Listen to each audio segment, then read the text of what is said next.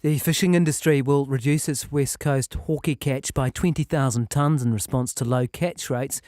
Industry leaders say they're taking the step, which is a 20% reduction, in the best interests of preserving the fishery's long-term future.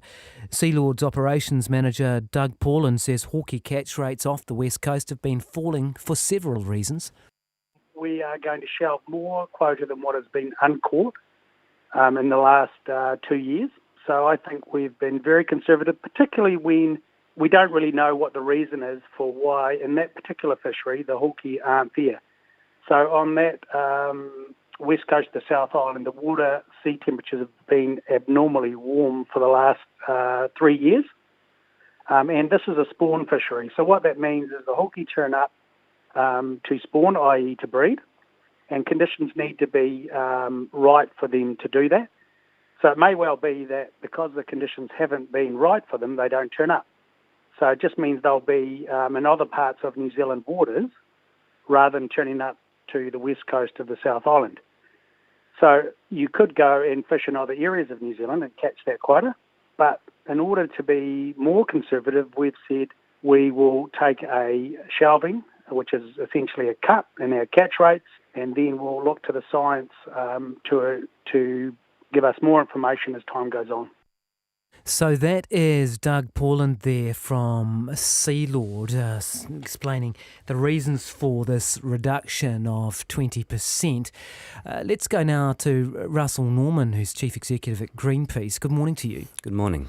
What is your response to this reasoning? They're saying, well, look, we're proactively doing this to try to conserve the fishery. Do you accept that? Well, not really. The quota that they're talking about is, of course, for fish which they can't catch.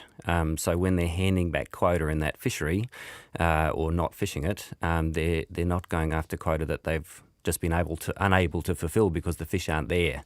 So the Hoki fishery on the west coast of the South Island has now collapsed, and I would argue it's almost certainly linked to the evidence, which is enormous, of overfishing and underreporting of catch in that fishery. So rather than being proactive, this is actually reactive to the collapse of the fishery in your assessment? Yeah, in the previous year they couldn't even catch the quota. In the current year, which ends in a few days, the season ends in a few days at the end of September, I bet they didn't catch the quota either. They weren't able to. So they're effectively handing back something that's of no value because the fishes aren't there, because the fishery has collapsed.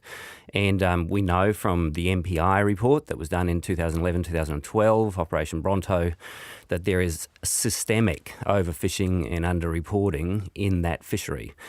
Just to quote very briefly from one part of it, they said the officials concluded vessels are consistently fishing areas where small Hoki cannot be avoided, and significant quantities of small Hoki are being illegally discarded, according to the MPI officials in that report, which of course MPI didn't release and Greenpeace got hold of and did release. Now, you've been calling for an independent inquiry into this for some time. Do you think that this is a move to sort of head that off in some ways? I certainly think that they're giving it a spin that they're acting responsibly, when in fact, of course, the MPI report showed that they were behaving grossly irresponsibly. There's just massive evidence of dumping of small Hoki.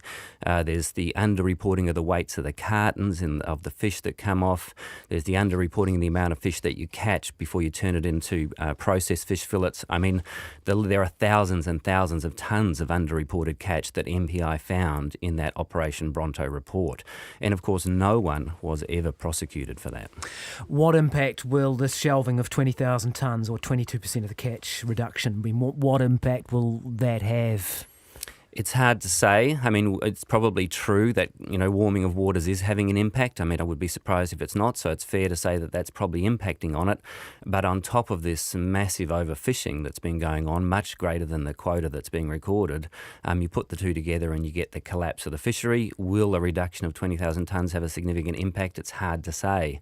What would have a significant impact would be if MPI actually prosecuted illegal behaviour, which they refused to do, and then that might have a significant impact on the fishery. What do you think the reasons for MPI's lack of progress on that front are? Well, it's very interesting. So the acting manager of compliance came on this show back in May and said the reason they don't prosecute is because if they prosecute, then 5 years later, the companies are at it again. Which is an interesting model. I mean, if we applied that to car theft, for example, and we say, we don't prosecute car theft because they're back at it 5 years later, that would be an interesting model. So I actually put in an Official Information Act request for the evidence for this claim because MPI said it was better just to have a chat to the industry.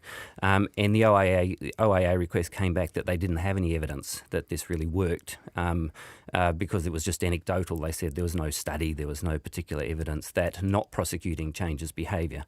I actually think that if you prosecuted the illegal behaviour in the fishery, you might produce very significant responses from the industry.